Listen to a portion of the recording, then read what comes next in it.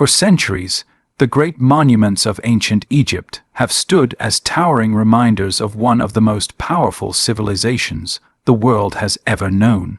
When most people think of Egypt, they imagine colossal pyramids, golden treasures, and the mighty pharaohs whose names have echoed across history: Ramses, Tutankhamun, Khufu.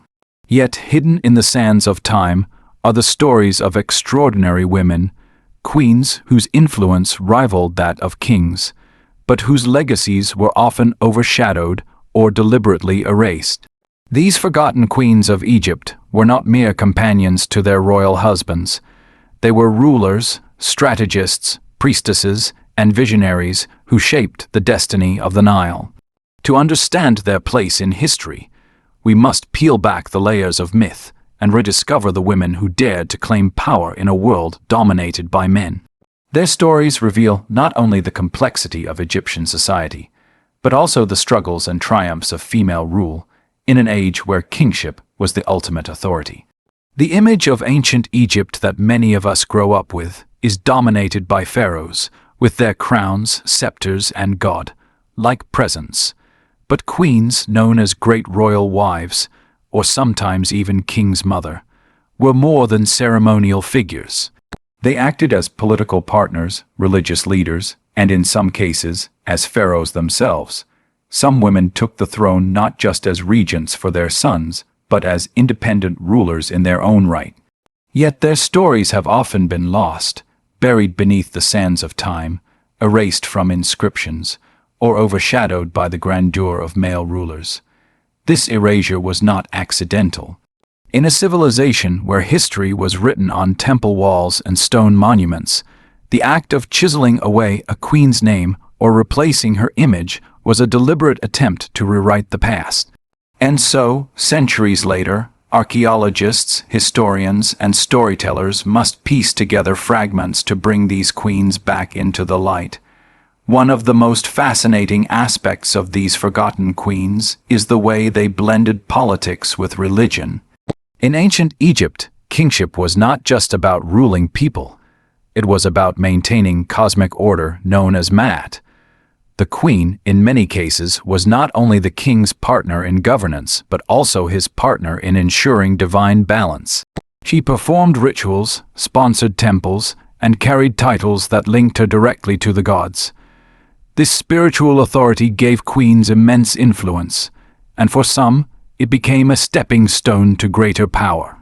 In fact, some of the most powerful queens ruled during times of crisis, when the throne was unstable or the heir too young. Their strength and cunning allowed Egypt to survive periods that might otherwise have ended in chaos. Take, for example, the queen whose story is often whispered about but rarely fully told, Sobkneferu. She reigned at the end of Egypt's 12th dynasty, around 1800 BCE, and is often regarded as the first woman confirmed to have ruled Egypt as pharaoh. Her rule lasted only a few years, but her significance is enormous. She adopted the full royal titulary of a pharaoh, combining both male and female symbols of power, showing that she was not merely standing in until a man could take over, but rather claiming kingship herself. Yet her monuments were scarce, her memory not widely preserved, as if history itself conspired to bury her. And she is only the beginning of many such stories. Even more well-known queens, like Hatshepsut, faced similar struggles. Though she ruled for decades and transformed Egypt into a land of prosperity and architectural grandeur, later generations tried to erase her from history. Her statues were smashed, her images chiseled away, her name omitted from king lists. It is only thanks to modern archaeology that her greatness was restored. This deliberate erasure shows just how threatening female power could be to the established order, even in a society as advanced and complex as ancient Egypt. In rediscovering these queens, we uncover more than political drama. We see the resilience of women who fought against both tradition and time to leave their mark. They navigated court intrigue, religious obligations, and the expectations of a patriarchal world, carving out spaces of power where none were meant to exist for them. Their legacies remind us that history is never fixed. It is a story constantly rewritten, and the voices we hear are often chosen by those in power. By telling their stories today, we not only honor their memory, but also challenge the way history has been told for centuries. As we begin this journey into the lives of the forgotten queens of ancient Egypt, prepare to step into a world of mystery, ambition, and resilience. These women lived in gilded palaces, yet walked a perilous path, balancing immense influence with constant danger. Their stories are not just about crowns and thrones. They are about survival, determination, and the eternal struggle to be remembered. And now, thousands of years later, their voices rise once more from the silence of the tombs. When exploring the lives of Egypt's forgotten queens, one of the most striking figures we encounter is Nefertiti, a woman who dared to break tradition and claim the throne for herself at a time when kingship was seen as the divine right of men. She ruled during the turbulent end of the 12th dynasty, around 1800 BC, a period of uncertainty when Egypt faced political instability and the royal line struggled to continue. Nefertiti's rise was not just remarkable, it was revolutionary. To understand her impact, we must place ourselves in her time, a world where a woman ruling as king was almost unthinkable, and yet she defied expectation and carved her name into history, even if later generations tried to erase it. Nefertiti was the daughter of Pharaoh Amenemhat III, one of the most successful kings of the Middle Kingdom, known for his grand building projects and strong governance. When he died, the throne passed briefly to Amenemhat IV, believed to be her brother or half-brother. His reign, however, was short and left no clear male heir. At this moment of crisis, Nefertiti stepped forward. Her claim was legitimate. She was of royal blood, trained in court politics, and deeply connected to the cults of the gods. But still, for a woman to take on the full title of pharaoh was an extraordinary leap. Nefertiti did not shy away. Instead, she embraced kingship completely, adopting not only the traditional royal names but also the regalia and iconography that defined pharaonic power. What made Nefertiti especially fascinating was the way she blended gender roles to solidify her rule. Ancient Egyptian art and inscriptions depict her in a mix of masculine and feminine forms. In some images, she appears wearing the male kilt and crown of a pharaoh, while in others, her feminine features are emphasized. She was careful not to abandon her identity as a woman, but neither did she present herself as a queen consort or regent. Instead, she became something unique, a female king, fully sovereign in her own right. This delicate balance was no accident. It was a calculated strategy to reassure her people that she carried the divine authority of kingship, while also embracing her distinct identity. Nefertiti's reign, though brief at just under 4 years, left behind significant accomplishments. She completed building projects started by her father, including temples dedicated to Sobek, the crocodile god with whom she shared her name. Her devotion to Sobek symbolized power, protection, and fertility, reinforcing her claim that she was divinely chosen to rule. Records also suggest she strengthened defenses in the Fayum region, an area that had long been tied to her family's dynasty. Though not as well documented as the reigns of her male counterparts, her leadership demonstrated a determination to stabilize Egypt during a vulnerable transition. But just as quickly as her reign began, it ended, and with her death, the 12th dynasty collapsed, ushering in a period of decline known as the Second Intermediate Period. The instability that followed may explain why later generations minimized her contributions. Unlike long, reigning pharaohs whose monuments and legacies dominated Egypt's landscape. Sobneferu's relatively short time on the throne left fewer traces for posterity. Yet what traces remain are remarkable, for they show us that she was officially recognized as king, not merely a queen filling in until a man could rule. This distinction is critical because it set a precedent, one later echoed by women like Hatshepsut and even Cleopatra, who would also navigate the challenges of ruling in a male-dominated system. The deliberate erasure of Sobneferu from many king lists is telling. Egyptian scribes often compiled these lists to present an unbroken chain of legitimate rulers, but when female names appeared, they were sometimes omitted. This was not necessarily because women failed as rulers, but because later generations sought to normalize kingship as exclusively male. Sobneferu's absence from many official records is part of that pattern. Still, archaeology has preserved enough fragments of her reign, seal impressions, inscriptions, and fragments of statues, to remind us that she truly existed and that she stood boldly against tradition. For modern audiences, Sobneferu's story carries a powerful resonance. She lived in a world where women were expected to support power but not wield it, yet she refused to remain in the shadows. She claimed the throne, ruled in her own name, and left an example of female leadership in one of the most patriarchal societies of the ancient world. Her short reign does not diminish her importance. Instead, it highlights the courage it took to step into such a role, knowing that history might one day try to forget her. And indeed, history almost did. But today, as we piece together her story, Sobneferu emerges not as a forgotten footnote, but as a trailblazer who proved that Egypt's throne was not beyond the reach of women. Among all the women who ever ruled Egypt, none left a mark as bold and lasting as Hatshepsut. Her story is both inspiring and tragic, a tale of brilliance, ambition, and eventual betrayal by the very history she helped to shape. Living in the 15th century BCE during Egypt's New Kingdom, Hatshepsut became one of the most successful pharaohs in history. Yet for centuries her name was hidden, her statues shattered, and her accomplishments nearly erased.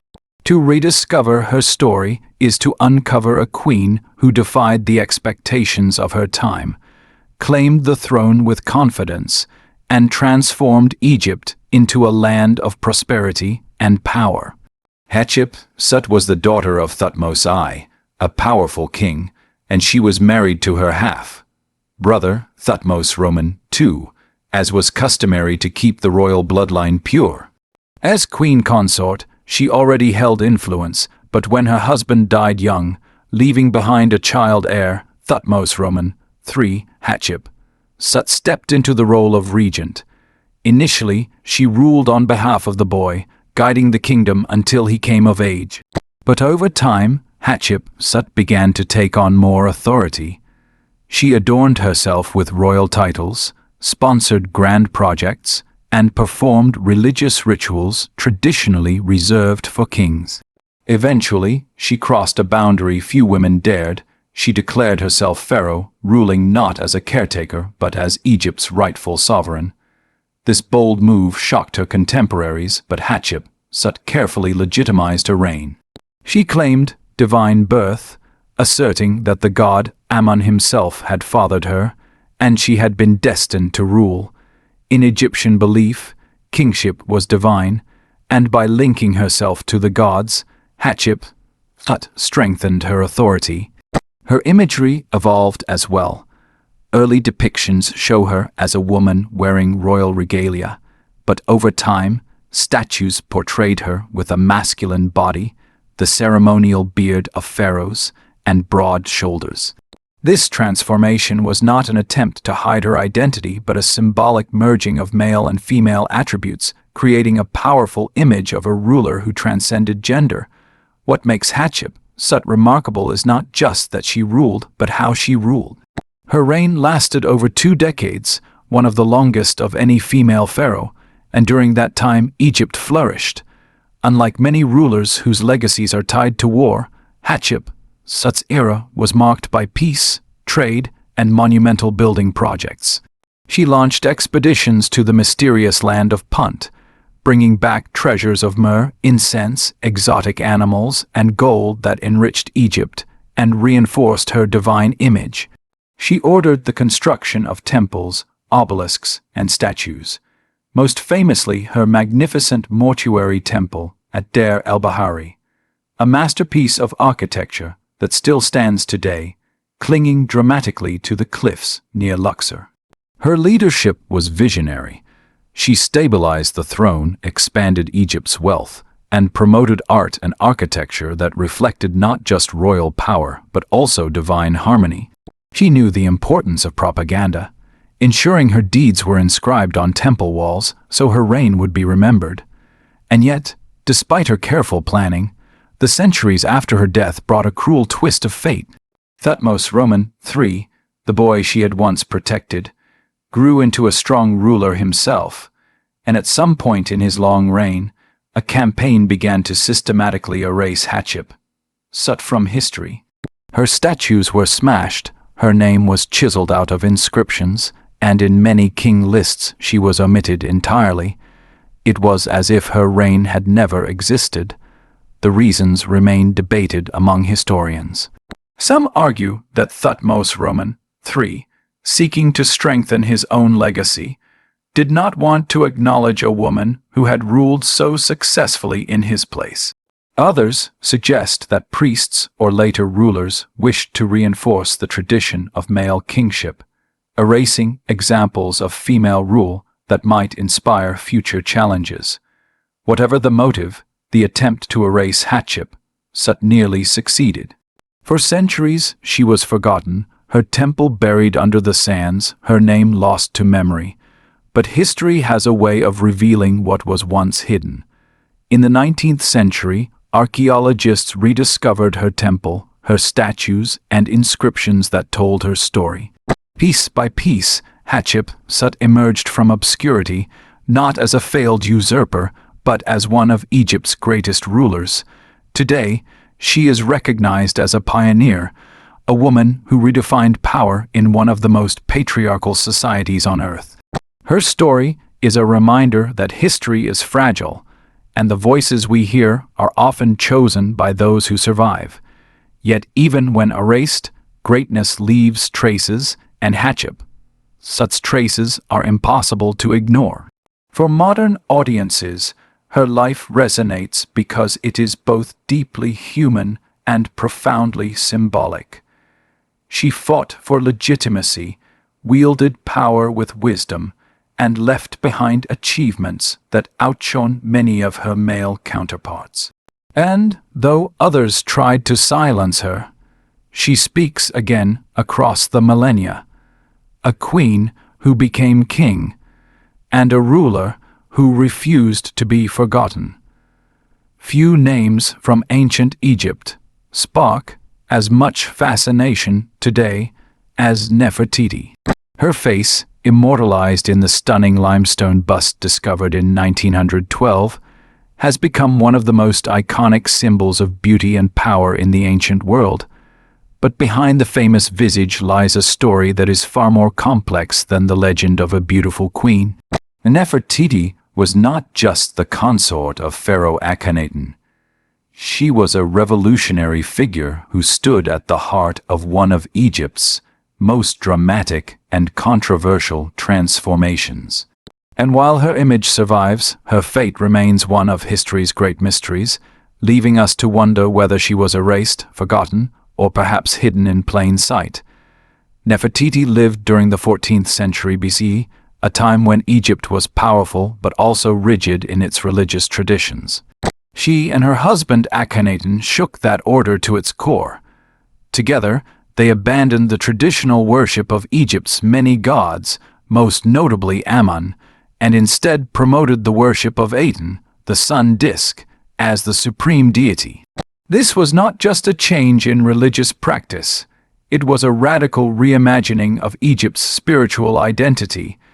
Temples to Amun were closed, old priesthoods were stripped of power, and a new capital city, Akhenaten, modern-day Amarna, was built to honor Aten. At the center of this upheaval stood Nefertiti, not in the background as a silent partner, but as a visible and active co-ruler. Unlike many queens before her, Nefertiti appears in art not simply as a supporting figure, but as an equal to Akhenaten. In the striking depictions found at Amarna, she is shown standing beside him, sometimes even smiting enemies or making offerings to Aten herself. These images were groundbreaking, signaling that Nefertiti was not just a queen, but a partner in kingship. Scholars have debated whether she even took on the role of pharaoh herself after Akhenaten's death, ruling under another name. The fact that such a possibility exists speaks volumes about her prominence and the unique power she wielded during her lifetime. But Nefertiti's story is not just about religion and politics. It is also about image. She and Akhenaten crafted a radical new artistic style to match their religious revolution. Gone were the stiff, formal depictions of gods and pharaohs. In their place came intimate, almost human scenes of the royal family. Nefertiti and Akhenaten sitting together with their daughters, basking in the rays of Aten, or exchanging affectionate gestures. This was unlike anything Egypt had seen before, and it reinforced the image of a royal couple who ruled not only with divine authority, but also with visible closeness and unity. The famous bust of Nefertiti, with its serene elegance, may have been part of this larger program of self-presentation, designed to showcase her as the living embodiment of Aten's grace. Yet just as suddenly as she rose to prominence, Nefertiti seems to vanish from history.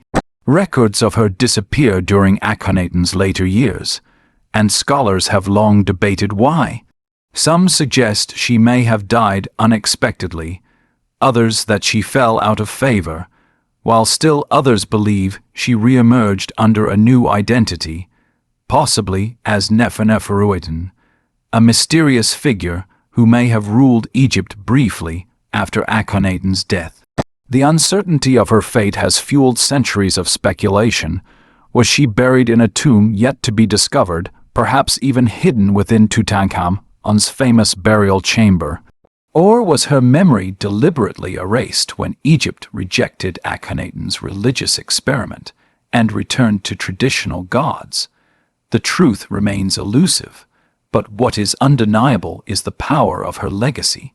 Nefertiti's image has survived the destruction of Amarna and the backlash against Aten's cult. The bust discovered in 1912, now housed in Berlin, captivated the modern world with its beauty, sparking global fascination with ancient Egypt. For many, it represents the pinnacle of Egyptian artistry, but for historians, it is a tantalizing reminder of a queen whose life was far more significant than her appearance. She was a political player, a religious leader, and possibly even a pharaoh in her own right. For modern audiences, Nefertiti's story resonates because it combines glamour with mystery, power with vulnerability. She lived in a time of upheaval, stood alongside a king who defied centuries of tradition, and may have carried the weight of rule herself. Yet, she also demonstrates how fragile memory can be. Despite her prominence, she nearly disappeared from history, and it is only through fragments, inscriptions, a single surviving bust, that we reconstruct her life.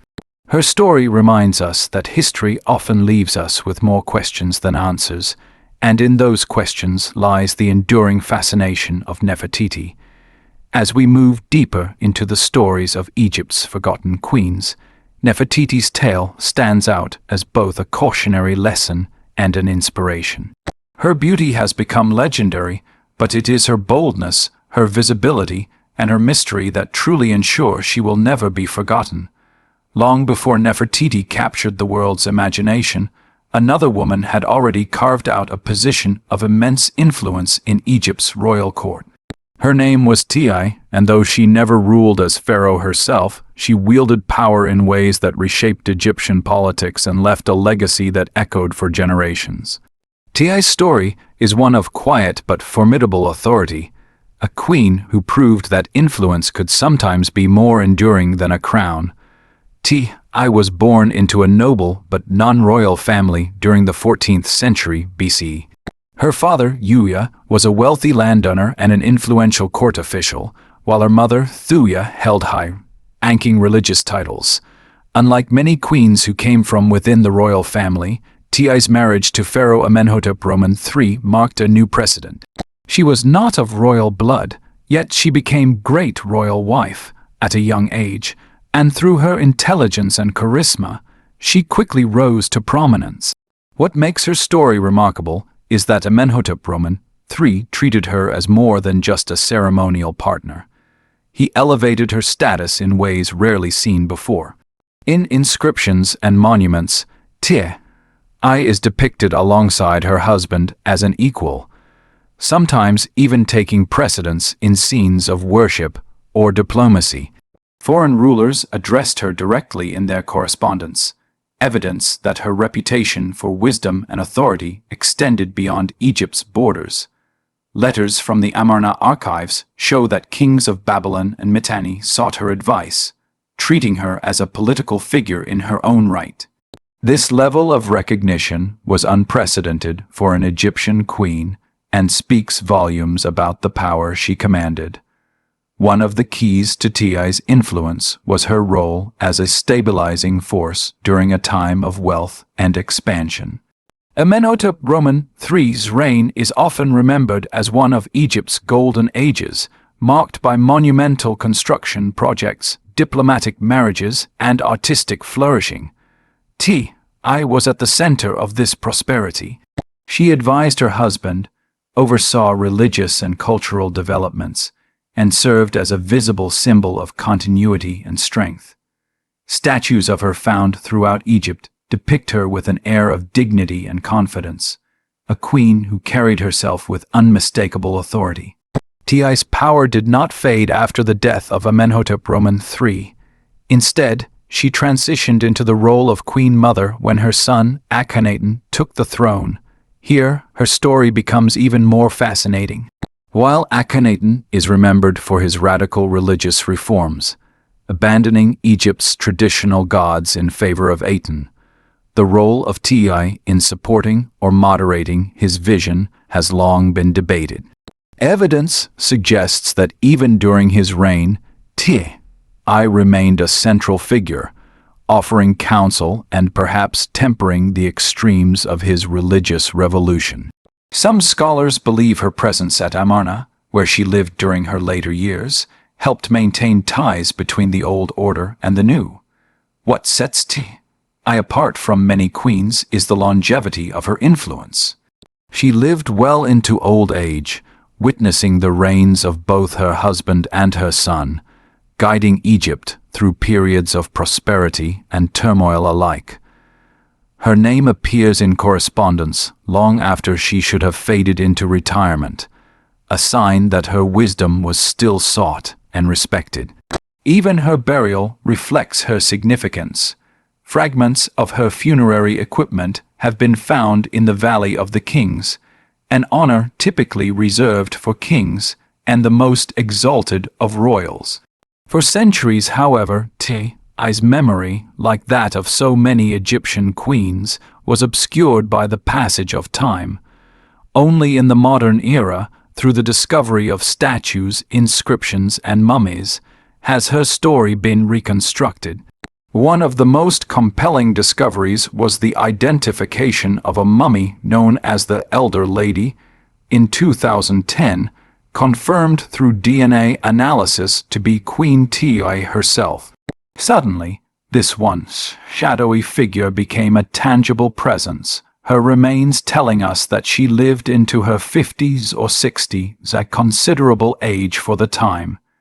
To see her face reconstructed today is to look directly into the eyes of a woman who shaped one of history's greatest civilizations. For modern audiences, Tiye's story resonates because it challenges our assumptions about power. She was not a warrior queen, nor did she seize the throne, but her influence was undeniable. She navigated the complexities of court politics, foreign diplomacy, and religious upheaval with grace and authority, leaving behind a legacy that endured long after her death. In many ways, she represents the power behind the throne, a reminder that influence can be just as potent as kingship itself.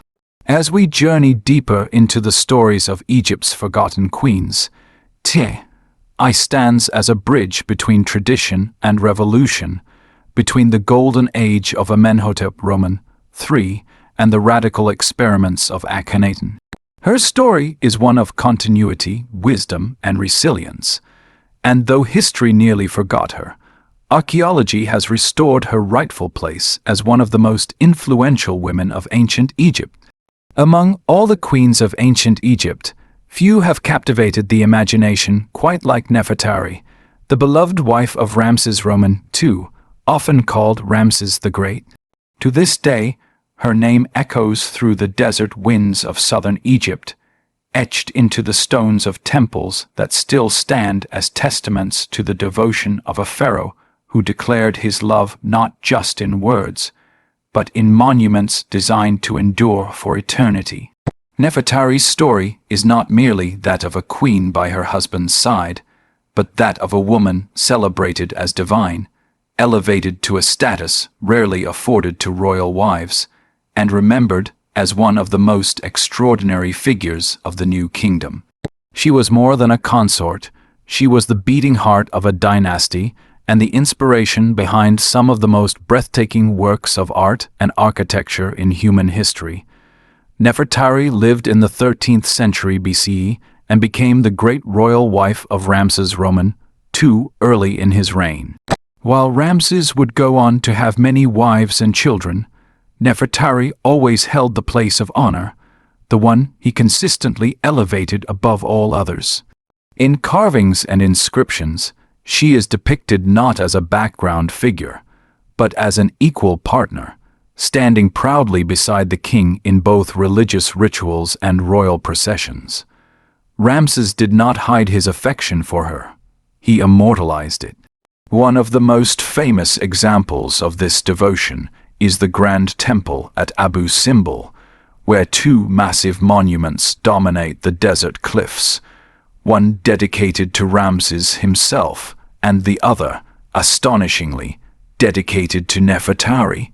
The very fact that a queen received her own temple of such scale is remarkable, but even more striking is the inscription carved into the walls, in which Ramses declares, "For whom the sun rises." These words tell us that his devotion was not political alone, but deeply personal. The temple of Nefertari at Abu Simbel portrays her as Hathor, the goddess of love, joy, and motherhood, a divine association that elevated her from queen to near deity. The statues carved into the facade show Nefertari standing nearly equal in height to Ramses himself, a rare honor that reveals the depth of respect and love he held for her.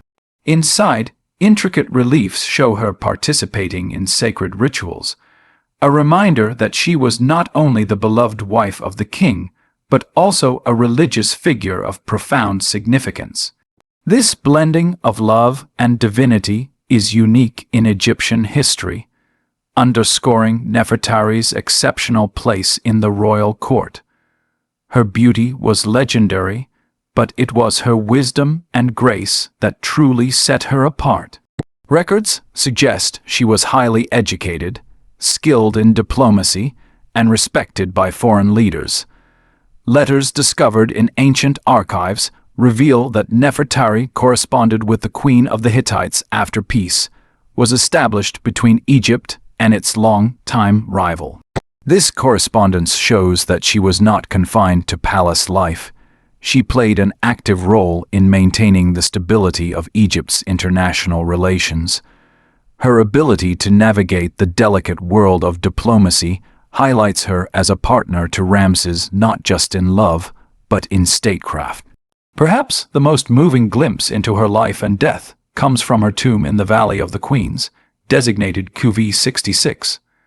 Discovered in the early 20th century, Nefertari's tomb is one of the most spectacular ever found in Egypt. Its walls are adorned with brilliantly preserved paintings, showing the queen on her journey through the afterlife, guided by gods and goddesses, her spirit embraced and protected as she transitions to eternity. The artistry of the tomb is breathtaking, the colors vibrant even after more than 3,000 years. Here, Nefertari is shown not as a shadow of her husband, but as a powerful, independent figure preparing for her own divine destiny. Archaeologists who entered the tomb described it as one of the most beautiful burial sites in the world, a masterpiece of Egyptian art that continues to draw visitors from across the globe. For modern audiences, Nefertari's story resonates because it transcends the dry details of history and touches on something profoundly human: the desire to be remembered and cherished. Ramses II, often portrayed as a larger-than-life ruler, chose to immortalize not only his conquests and his own grandeur, but also his love for a woman who stood at his side. Through temples, statues, and inscriptions, he ensured that Nefertari's name would live as long as his, bound together in the stone of eternity. Even today, her image inspires awe, reminding us that behind the grandeur of kings and empires are stories of love, partnership, and devotion that shaped history in quieter but equally enduring ways. Nefertari was more than just the queen of Ramses II. She was the queen of his heart, the embodiment of beauty and wisdom, and the rare figure who transcended her role to become nearly divine in her own right. Her life reminds us that history is not only written in battles and treaties, but also in the human connections that inspire greatness. And in Nefertari, we find a queen whose story continues to illuminate the legacy of ancient Egypt, shining as brightly today as it did 3,000 years ago. As we move further along the timeline of Egypt's long history, the image of queens shifts from symbols of grace and harmony to figures enmeshed in intrigue, rivalry, and political turmoil. Few examples capture this transformation better than Cleopatra II and her daughter Cleopatra III, whose reigns in the 2nd century BC reveal the darker, more tumultuous side of Egypt's royal household. Unlike the serene depictions of Nefertari or the divine aura surrounding Hatshepsut, these queens ruled during a time of civil strife, dynastic conflict, and internal betrayal. Their stories remind us that queenship in Egypt was not always about reverence and stability. It could also be about ruthless survival, manipulation, and ambition in a crumbling world. Cleopatra II first came to power as the wife of her brother, Ptolemy VI Philometor, during the Hellenistic period when Egypt was ruled by the descendants of Alexander the Great's general, Ptolemy.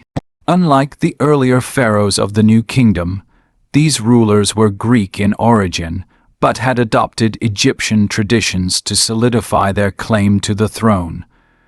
Cleopatra II quickly became a central figure, not just as a royal wife, but as a political force in her own right. After the death of her husband, she continued to wield power alongside her children, especially Cleopatra III. What made this period particularly striking is the brutal competition within the royal family. The Ptolemies were infamous for turning on each other in pursuit of power, and Cleopatra II's life would be defined by betrayal and revenge. At one point, Cleopatra II married her second brother, Ptolemy VIII Euergetes II, a man notorious in ancient records for cruelty and cunning. Their marriage was more political alliance than union of affection, but even so, the partnership was doomed.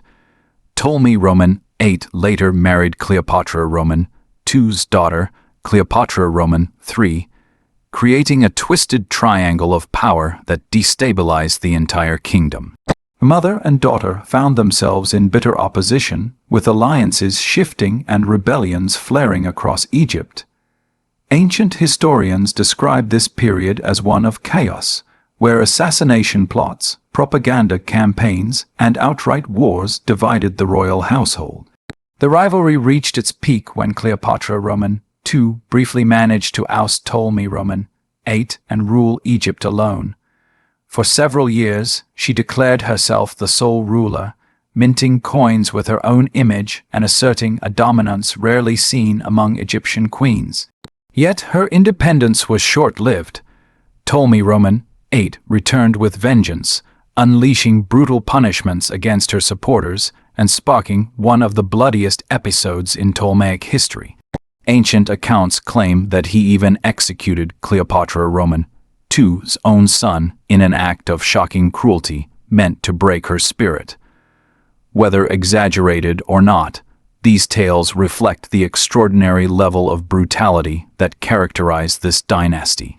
Cleopatra III, meanwhile, maneuvered her way into power by aligning herself with Ptolemy VIII, using her mother's downfall to her own advantage.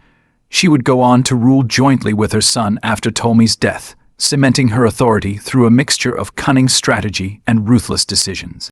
Some ancient writers accused her of betraying her own family members to hold on to power, while others portrayed her as a shrewd survivor in a kingdom tearing itself apart. Either way, Cleopatra III emerged as one of the most formidable women of her era, showing that queenship could be a bloody business, filled with betrayal as much as ceremony. For modern audiences, the stories of Cleopatra II and Cleopatra III break the romanticized vision of Egyptian queens as passive consorts or divine symbols of beauty. Instead, these women were active participants in the raw, often vicious politics of their time. They remind us that ruling in Egypt, especially in the unstable years of the Ptolemaic dynasty, required not just intelligence but also the willingness to use power in its harshest forms. Their legacies are not gilded temples or serene tombs, but cautionary tales of ambition, family rivalry, and the costs of power when kingdoms crumble. These forgotten queens also serve as a bridge to the most famous queen of them all, Cleopatra VII, the last pharaoh of Egypt, who would take the lessons of her predecessors and play the political game on an international stage against Rome. But before her legend unfolded, it was Cleopatra II and Cleopatra III who showed that queens could fight as fiercely as kings, and that survival in Egypt's royal palace sometimes depended on betraying those closest to you. Their reigns may not carry the elegance of Nefertari's temple or the majesty of Hatshepsut's mortuary complex, but they tell a story equally compelling, a story of ambition and rivalry that resonates with the universal truth that power, once gained, is never easily shared. No queen in history has cast a longer shadow over the imagination than Cleopatra VII, the last ruler of ancient Egypt. Her name alone evokes images of luxury, seduction, and political intrigue. A queen who held the fate of empires in her hands and whose story has been retold countless times in art, literature, and film. Yet, beneath the layers of myth lies a real woman whose intelligence, ambition, and determination allowed her to navigate one of the most dangerous political landscapes in history. Cleopatra's reign, from 51 BC to 30 BC, unfolded at a time when Egypt's independence was slipping away, threatened by the growing power of Rome. She was not merely a queen seeking to preserve her throne. She was a strategist fighting to preserve her nation's very existence against one of the most powerful empires the world had ever seen. Cleopatra came to the throne at just 18 years old, ruling jointly with her younger brother Ptolemy XIII, as was customary under Ptolemaic tradition. But from the start, their co-rule was fraught with tension. Ancient records suggest that Cleopatra was far more ambitious and capable than her brother, which made her a target of palace factions who sought to sideline her. She was eventually forced into exile, only to stage a dramatic return with the aid of Julius Caesar, who had arrived in Alexandria during Rome's pursuit of Pompey. This alliance with Caesar was not just a romantic entanglement, as it is often portrayed. It was a calculated political move that allowed Cleopatra to reclaim her throne. By aligning Egypt with Rome's most powerful man, she secured her position as queen and ensured Egypt's survival in a rapidly shifting world. What made Cleopatra truly extraordinary was not her beauty, as Roman propaganda would later claim, but her intelligence and charisma. Ancient historians noted that she was fluent in multiple languages, a rare skill among the Ptolemies, who typically clung to Greek and relied on interpreters. Cleopatra, however, could speak directly to her people in Egyptian, a sign of her deep connection to the land she ruled. She was also skilled in diplomacy, economics, and even naval strategy, making her one of the most versatile leaders of her time. She revived Egypt's struggling economy, reformed its currency, and positioned Alexandria as a center of learning and culture. Her relationship with Caesar produced a son, Caesarion, whom she hoped would one day serve as the link between Egypt and Rome. But her ambitions did not end there.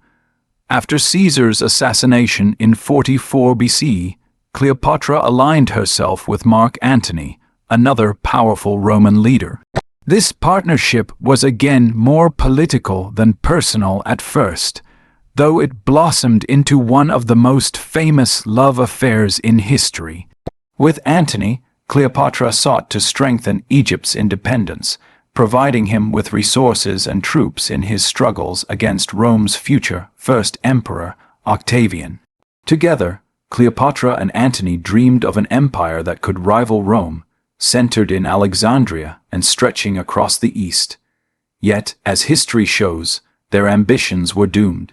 Octavian launched a relentless campaign to discredit them, painting Cleopatra as a foreign seductress who had bewitched Antony and threatened Rome itself. Roman propaganda turned her into a caricature, a manipulative temptress rather than the brilliant strategist she was.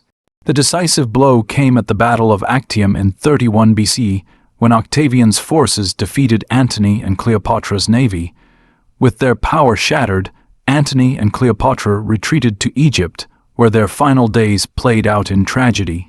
Faced with the inevitability of Roman conquest, Antony took his own life, and Cleopatra soon followed, choosing suicide over humiliation and captivity.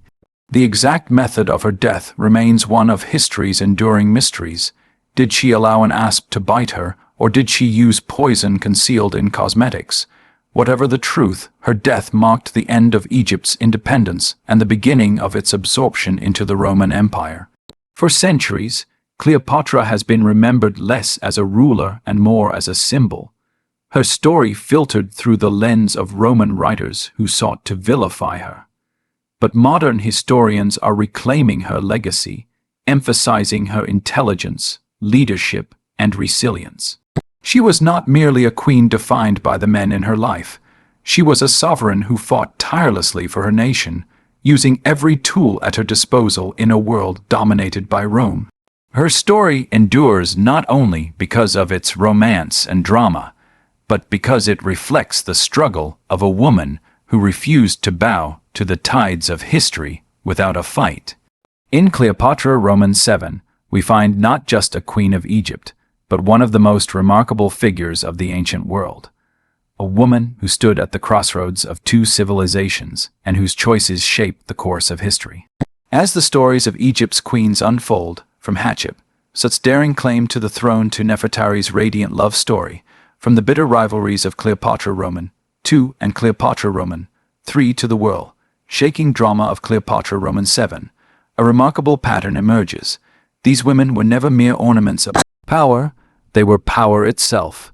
Each queen, in her own way, pushed against the boundaries of her era, seizing opportunities in a world largely dominated by men and leaving her mark on the grand tapestry of history.